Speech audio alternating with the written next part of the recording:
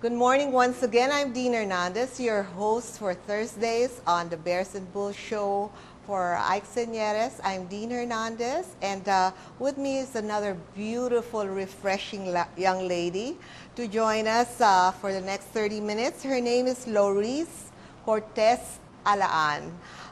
She has an American accent, but she's actually Filipina, and I was asking her what made her decide to study in AIM for her MBA. And she said, I miss my parents who have retired to Cebu. So, you know, it's really lovely to see that there are Filipinos, Americans, Phil-Ams as we call them, who are still proudly Filipino. Welcome, LAURICE. Would you like to greet your audience? Thank you for having me. Yes. Well, let's talk about first this MBA in AIM. You're graduating in December, correct? Yeah, and we are on a Philippine Stock Exchange show. So being the newest graduate to be, if you were to advise our global network, news network subscribers out there, what industries should they be investing in based on what you've learned the past 2 years from the Asian Institute of Management, LAURICE? Well, one thing that we've really seen a trend in, and I think this is a great segue from your previous segment. Yes. The Wall Street Journal actually just came out with an article last weekend showing that there's been an increasing demand for classes in the MBA programs on social responsibility. Oh, social responsibility. Yes, and social entrepreneurship. Okay.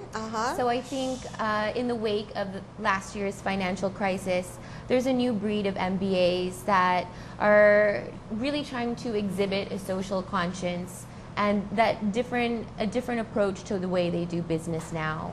And I don't think not money.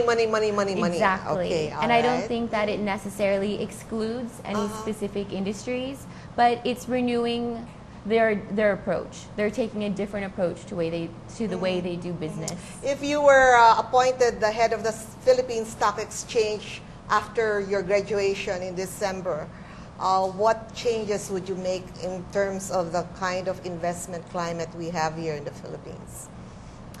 I think I would definitely move for more transparency. Transparency, Absolutely, okay. in our companies. Lessen the corruption or the areas where corruption can occur. Exactly. Okay.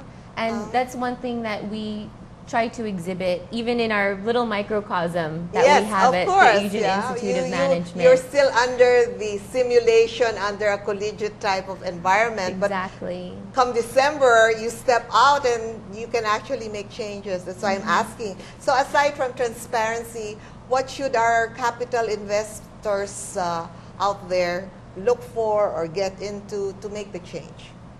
Well, in terms of what industries to invest in, I think the energy sector in the Philippines is very exciting right now. Okay, what kind of energy? There's so much. There's the electrical, there's the biodiesel, coconut energy, food energy. What kind of energy segments do you think we should be paying attention? I think the wind-powered energy. Wind power. Have you been to Bangi in up north where they have our model wind power facility? No, I haven't. But I've heard of some great developments that are about to happen in Palawan, for example. So I think given the resources that we have here, that's an excellent direction for the energy industry to move into. What about solar? What have you heard inside AIM about solar power, our inexhaustible sun energy? We haven't discussed solar energy very much. No, no. So what do you discuss inside AIM? Give us a glimpse of what goes on in AIM MBA nowadays. Well, as you probably know, it's based on the Harvard case method. Okay. Up to now. Up to now. Up to now. Yes. All right. The materials we learn from are very traditional. It's a long-standing, proven method towards the MBA. Does it still work for you guys? It does. Okay, it does. because AIM was set up to be the Harvard of the Asia Pacific. And although we won't be able to have them here this time, you have Nash and Harsh. Yes. They are two Indian nationals. And how do you find having Asia Pacific, Indian, and other nationalities going through MBA with you? How has it been? It has only enhanced our learning experience. And I think, especially for me coming from the States, I didn't expect how diverse the cultures of Asia would be. Yes. And one thing that you learn right away is that it affects every facet of business, your interpersonal relations, the way you communicate, the way every Asian country, and even just within Southeast Asia, does business varies according to the culture. I see. How many of you are graduating in December, assuming you all pass? Well, it looks like we all will pass. How many are you in this batch? There are about 120 in this batch. And how many are Filipinos like you? I would say 20% are Filipino. So the rest are international. Yes. Oh, wonderful. And it's all happening right here in Makati. Exactly. That's wonderful. Now, you know, I have been a call center resource for the country. I came from Globe Telecom. I was the vice president for customer service. How did you get your wonderful mid-Atlantic American accent? Well, I was born and raised on the West Coast in Los Angeles. So I only moved here last year. Okay, to visit mommy and dad, okay. Yes, exactly. I miss them. I was basically alone there the past 3 years since they retired. Oh, how young are they? My dad is 64 now. Oh, that's still and young. My mom is 57. Hey, I mean, she's even younger than I am. What are they doing retiring in Cebu? Are they really from Cebu, or they chose Cebu as their retirement place? My mother is from Cebu. My your dad? father originally from Cabadbaran in Agusan del Norte, Mindanao. Badbaran. Yes, Okay. outside yes. Butuan. Oh, Butuan City. Yes. Because I am an advocate volunteer of the Philippine Retirement. We really would like to encourage a lot of people who are around the world, whether immigrants, balikbayans, to choose the Philippines as their retirement home. We were hoping to attract 1 million baby boomers, people born between 1946 and 1964, to make the Philippines their retirement home. Why? I have met a lot of American, I have one example, an oncologist married to someone working in Kaiser Permanente, and they're approaching their 65-year age. And they said, Dean, if we stay here in Maryland, we will be eating fast foods for the rest of their life. Whereas if we go home to the Philippines, we have all the fresh foods, we can play golf, we can have assistants to cook our food, drivers to take us around, which is a luxury a doctor who has worked for 30 years in the States would not be able to enjoy, right? Is that the reason why your parents decided to come home? Yes, and my dad is actually a retired physician as well. Is he practicing in Cebu Doctors? He's not practicing, but he is leading many he's a medical consultant. missions. When then I'd Yes. like to talk with him. Do you know, I came from Maryknoll, class 71, and the first lady of Cebu happens to be barkada in high school, Margot Vargas Osmeña, a very lovely first lady who has feeding programs. Oh, she's very ideal when it comes to really serving the people. I understand from someone, I just attended a tourism conference the other day, she travels economy when she comes to Manila. She said, it's only 1 hour, so why do I have to be a first lady and ride business class or what? You know, that's how down to earth she is.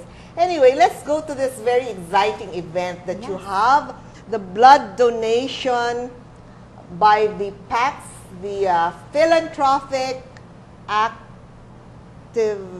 Society? Activity Society. Activity Society. Tell us more about blood donation. I mean, we're in a stock exchange show where capital is the lifeline or bloodline of Philippine business. Let's talk about it in the physical sense. Yes, Laurice, tell us about your event at AIM. Well, the Philanthropic Activity Society of the Asian Institute of Management has held regular blood drives in the past, recognizing the need for blood donation here in the Philippines. And especially, it especially struck our international students how low the awareness Oh, for yes. blood Yes. donation is here in the Philippines. Are you working closely with the Philippine Red Cross in this Yes. project? This event will be benefiting the Philippine Oh, National I was Red with Cross. Senator Dick Gordon at the Tourism Implementing Rules Regulation Conference last Monday. Oh. It was sponsored by the Philippine Chamber of Commerce Industries and the GTZ, the German Technical Cooperation entity here at the Dusit. And yeah, I mean, with all the calamities that have been happening, maybe our blood bank is cleaned right now. We would not enough stock inventory, right? Well, especially during the rainy season months, which we are still in. Right. Yes, blood is at its biggest need. That's when dengue cases are the highest. So that's why starting in July, which is National Blood Donation Awareness Month, there really is a rally for people to come through and donate blood. But compounded with our recent catastrophes, there's even greater need right now. And so what our students have done to step the event up a bit is to look at this event as an opportunity to also align our CSR, our corporate social responsibility learnings with some of the leading companies here in the Philippines. Which companies have agreed to be active in your event? Well, our headline sponsor is PLDT. Oh, wonderful. Yes. Mr. Manny Pangilinan. All right. Saving lives. Okay. Exactly. They've been very generous. And they're a neighbor of ours in Makati. Okay. And we immediately took notice. They're this year's Employer of the Year. Yes. Right? Ricky Vargas, congratulations. He was my head guru in Citibank. I was the training director of the Affiliate City Trust. Yes.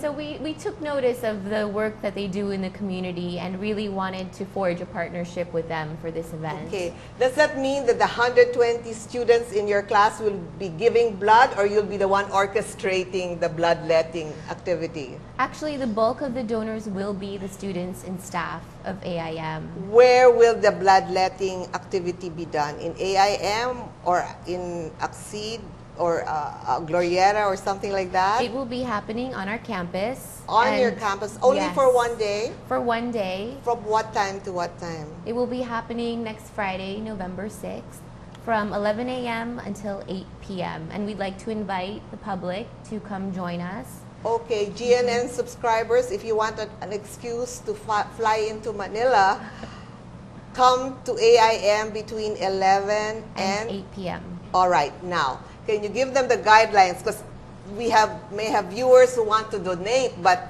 what are the caveats? Who are the people who may not, even if the intention is there, might not be a good donor? Can you explain to our audience? Of course. Yeah. Well, according to the guidelines of the Philippine National Red Cross, it's most recommended that donors are between the ages of 17 and 60. Those that are over the age of 60 still can donate, but they should properly inform the attending physician at the donation site of their age so that a proper physical assessment can be made first. So 17ers, so people who are about to have their debut. For ladies and for men. Okay, as early as 17. Yes. And how much blood do they have to give? Well, even just 1 unit, 1 pint of blood will save 3 lives. Will save 3 lives. And that 1 pint will not make you weak, that you can't work afterwards. I mean, is there, after the blood donation, you should go home and rest and sleep? Is there such an advice, or you can go back to work? You can go back to work. We will have a recovery lounge where products, because donors are advised to have some juice and have a snack after donating. So they get some juice and snacks after for free. Thank you. And then you can go straight back to work. So our employers can readily encourage their staff to attend, and they'll be back at work in the afternoon. No problem. Okay, but will they be able to chat with the 120 students of the Philanthropic Activities Society of AIM? Yes. I mean, if only 20%, that means about less than 30 of you are Filipinos, so the rest are foreign students who have been here for 2 years. What is the reaction of our foreign students? What are their impressions of being in the Philippines for 2 years, taking up a master's in the Asian Institute of Management? From what I've heard, immediately they're struck by how warm and how friendly the Filipinos are. Especially when they see Laurice. Okay. And what else? I think now coming towards the end of their 2 years, they realize what how cosmopolitan Makati really is, and Manila, and GMA as a whole. And it's provided a very rich context for their MBA learnings because they've been overall in a very diverse I hope population. they don't leave. They may want to stay here. Many of them would love to. How if many the jobs are nationalities available. of the remaining 80%? How many nationalities compose the 80% of your class? We have a great representation from India. India. Okay. Yes. Yes. Namaste. Okay. Who else? Indonesia. Indonesia. We also have Singapore, Okay. and Bhutan is being Bhutan. represented. How many from Bhutan? We have 3 students from Bhutan. I was being asked by the World Bank to consult for Bhutan to Really? set up the banking system there because of my Citicorp background. Oh, yeah. excellent. And then what else? And right now we have foreign exchange students also from Poland, France, Italy. Also, Europe Mexico. is here. Yes. We've been invaded by the Yes. European Union. That's good. What else? And of course, I'm here from the U.S. And I also came here with my cousin from Canada, from Okay, Toronto. but how many Caucasian Americans from the mainland are there in your class? Including Europe? No, just the sorry. U.S. mainland. Oh, 1. Okay, Yes, we all have right. one. Well, Yes. I'm quite pleasantly surprised because I thought this was just Asia Pacific, but you're saying that there are already European Union students coming Absolutely. in, and are they enjoying their life here in the Yes. Philippines? Many of them recognize the business opportunities that Here, are available yeah. in Asia now, and they see taking up their education at AIM as a kind of a first step in that direction. To Yes, because I to have understand handled business here. exchange of ISEC in the bank, in Solid Bank, where my president then, Mr. Sunny Visan, also from Citibank, his son was in charge of ISEC LaSalle. And for 1 year, I had people from Belgium, Brussels, France, Germany. And it was so pleasant to have them for a year. And they don't want to leave anymore after that 1 year because we treat them like managers. Yes. And they feel very proud. So our dilemma is how to keep them after their stints. Okay. Who was my classmate ever? Your professor, Dean Nieves Confessor. Yes, she Okay. is right now. Oh, for- she is. All right. What does she teach? She's teaching my strategic negotiations and conflict management course. Okay. Can you Yes. share with our GNN audience what you learned on how to conflict manage and how to negotiate? Because we're in a Philippine Stock Exchange course. program. So when you're a trader, how do you negotiate? Can you give us some Of tips? course. Well, our course is based on the Harvard program for negotiations, which Okay. Professor Confessor completed. Uh-huh. And one thing that we are taught right away is the difference between value claiming and value creation. Okay, in a please negotiation. define. Okay, that's a little bit new to me. Value claiming and value creation. Yes. Okay, So what many is the diff? times, many times parties will enter a negotiation and feel as if, to use an analogy, they're fighting over a larger piece of the same pie. Okay. So you'll enter a negotiation, and your only objective is to gain a larger share than the other party. But what many people fail to see is that if you really take into account your interests, the party's interests, and what resources both of you hold, you have the potential to increase the size of the pie before you And divide it's a it win-win. and Yeah. create a win-win situation. Instead of trying to Exactly. grab a share of the other one and the negotiations don't come through because of a misunderstanding of, Exactly. So there's a lot of room to create value in a negotiation if you think about what resources you have that may at the time be of more value to the other party. To the other party, yeah. What terms can you add to the negotiation so both parties can come out, you know, with a better outcome? That's wonderful. Laurice, you know, you're giving us invaluable insights here. What about conflict management? From conflict management between spouses, siblings, bosses, and their subordinates, how do we manage conflict? MBA style, per Laurice. Well, one thing is to always keep your objective in mind. Okay. And when possible, leave the emotion out of the discussion. Oh, and, no energy in motion, no emotion. And you know, as women, I think maybe it's more of a challenge for us, definitely.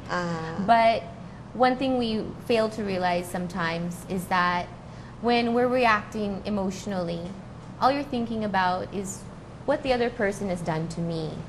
I, me, myself. Exactly. Okay. But when you are trying to have a constructive and a productive conversation, it's really about what were their intentions, what was done to you. The intent. Exactly. Yes. You really need to think about the intent and not about, you know, how you received the effect on the ego. Correct. Yes.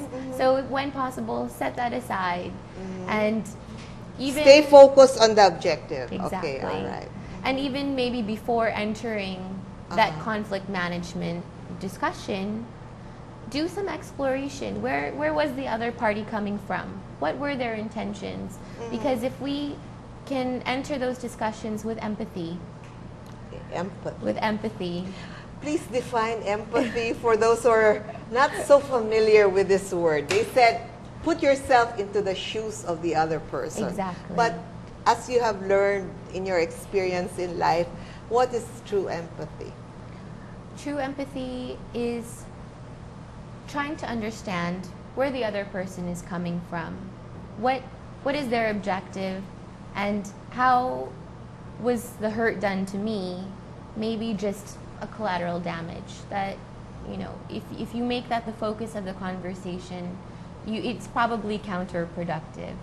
So in showing empathy, there's also forgiveness involved. Oh, correct? yes. Beautiful words, you know, because every time we point a finger, 3 point back at you. And I guess people don't realize that. They only see the finger pointing at the other person who supposedly caused the dilemma or the situation or the hurt, but the 3 pointing back, we kind of ignore. No, who, me? I didn't do anything, you know. And one of the things I share when I do training for human resource development is, did you know and did you learn this, Laurice? There are 7 to 8 currencies, and maybe instead of just dollars and cents or stocks, okay, that's goods. There's also status when you defer to the position of the other, in deference, in respect to seniority or rank, whatever. There's also the currency of information. That's why you go to MBA, because you want to learn things. So that's another currency. But the other currencies that are not so used is service to others, which is the Ateneo principle and value, and the love. If you do things because you love doing it, then any conflict, I think, will dissipate, or any conflict can be resolved. Right. So those currencies are, you know, we always like to think in terms of pesos and dollars. It's not always the case, right? Right. If you can find that common ground, you can probably achieve anything and settle any conflict. Well, correct? Laurice, we're almost coming to the end of our segment. We have a few minutes. Why don't you make a last appeal to our audience to be there on November 6th between 11 and 8 p.m. Oh, up to the evening. Yes, I actually, see. But what is the caveat for them to donate? They should not eat how many hours before, or it's okay? They can eat. The main concern is that you don't consume any alcohol 24 hours before donating blood. Okay, no drinking or beer or gin. No drinking. Before, okay, 24 hours, 11 o'clock of Thursday. Okay, Correct. That's your curfew if you want to donate. Okay, Correct. and then is there any special blood type that's in dire need more than the other blood types, or we're open to any? No, we're open to any. We are open What to is the any. rarest blood type? I think in the Philippines, it might be B negative. B It's my negative. understanding. That's the rarest. Yes, So here in the B Philippines. negativers out there, I don't even know what my blood type is. Come on over because we need B negative. Okay. But the most common is O. I'm Or not AB. sure. Ah, I'm not okay. sure. All right. Yes. What made you decide to choose the blood donation as the project of the PAX, the Philanthropic Activity Society? Well, Of all the possible things that you could do on corporate social responsibility. actually, it was already on our schedule. But one reason why we wanted to amplify this particular event is because our foreign students really noticed the low level of awareness here in the Philippines. And in a matter of pooling of our resources, you know, having a very socially conscious student population, strong corporate networks, how can we pool these resources to create a very meaningful event? And it really just equated to a blood Well, Laurice, donation if you're not campaign. aware, our consciousness for capital investments in the stock exchange is just as low.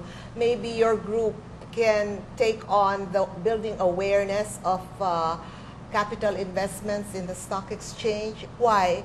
If we build capital, we build businesses. We build business, we create employment. And money goes around, and we are able to help a great majority of our countrymen or people around the world, not just Asia Pacific, right? So on that note, please say goodbye, Laurice. I'd like to invite you again, and congratulations on your graduating class. Thank you very much. Say goodbye before I end the program. Thank you all, and we hope to see you at the Asian Institute of Management for our event next Friday, November 6th. We'll be taking blood donations from 11 a.m. to 8 p.m. and we actually have a benefit concert following, yes, What from time? 7 p.m. until midnight. Who's performing? We have some up-and-coming bands from Manila that we haven't Really? And announced our lineup yet. all the people donating can get to enjoy that? All donors will get to enjoy the concert for free. Where will it be held? In the grounds? In our Zen courtyard on I've campus. been there. Yes. Okay, all right. So, ladies and gentlemen, if you want to do something meaningful next Friday after our Halloween holidays, this is your chance to interact with the 120 MBA graduating students of the Philanthropic Activity Society. I'm Deanne Hernandez. Thank you for joining me. Stay with us. We'll have another guest shortly. Thank you.